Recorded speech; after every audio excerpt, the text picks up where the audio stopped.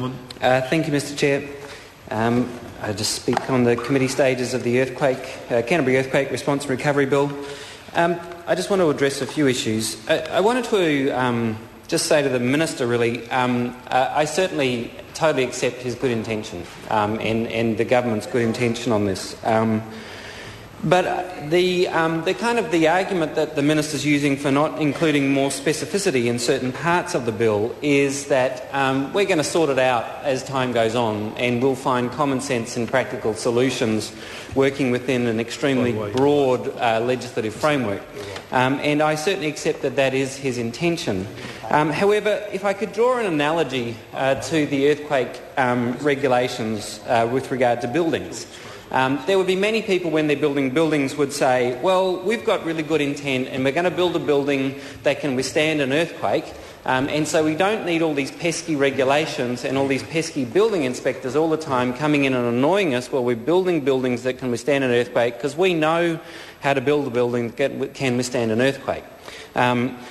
That's the kind of analogy that I would use in terms of this legislation. The government seems to be saying, look, we've got the right intention and we know what we're doing and we don't need all these pesky regulations or details in the legislation about how to actually put together the right kind of regulatory framework.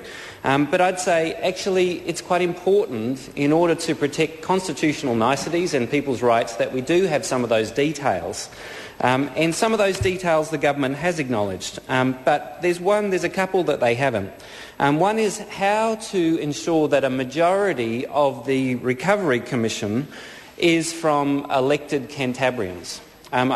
Why is it that it's not in legislation? So currently 3 out of the 7 are elected Cantabrians, that is the 3 mayors, and then 4 commissioners appointed by the government. One is the ECAN commissioner and then 3 other commissioners. The result of that is that 4, or a majority, of the Recovery Commission are appointed by central government, while a minority are elected Cantabrians. So why not have it within the legislation itself that a majority of the Recovery Commission are actually elected Cantabrians? Because I think the Minister's quite right. The people in Canterbury want to maintain control of this process, they want to lead this process, and what better way to do it but then to put into legislation that a majority of the people on the Commission are in fact elected. That is, whether they're city councillors or whether they're mayors, but actually ensuring that it's not central government that has a majority on the Recovery Commission, because that's how the legislation's currently written. The way the legislation is currently written is a majority of those on the Recovery Commission are appointed by central government.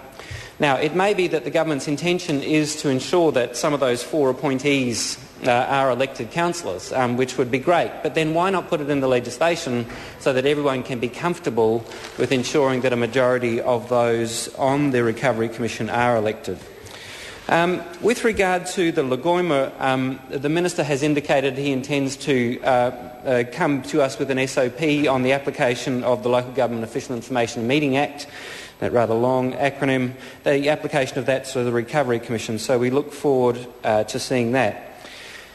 With regard to the 6 months process, the Greens have suggested 6 months, and we put in a process for easily rolling it over, which would just be a notice of motion within that, so that if once the 6 months is up for this particular bill, you could then have a notice of motion which can extend it for a further 6 months. It would be a relatively simple process. It wouldn't have to go through a whole parliamentary debate once again, as normal legislation does, but simply get a majority for a notice of motion, which would be a pretty simple process and would ensure that the executive is kept on a pretty short leash by the Parliament, which seems to me one of the constitutional niceties that we want to hang on to.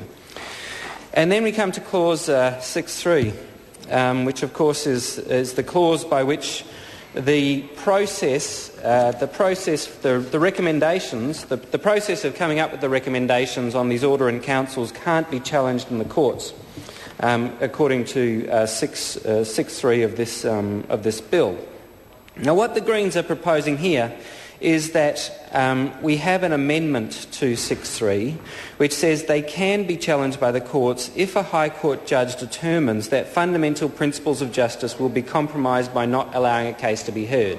So we're trying in a way to put into writing what the Minister himself has said in his contribution, which is that a judge will find a way.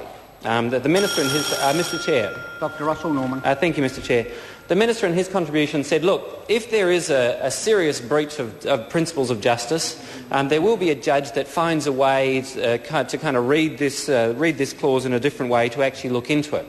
Now, if the Minister believes that to be the case, then there's nothing wrong with actually making it clear within the legislation itself that if there is a fundamental principles of justice could be compromised by a particular decision, that a High Court judge could allow a case to proceed. So that is writing into the legislation the kind of situation that the Minister himself has said is a potential reality.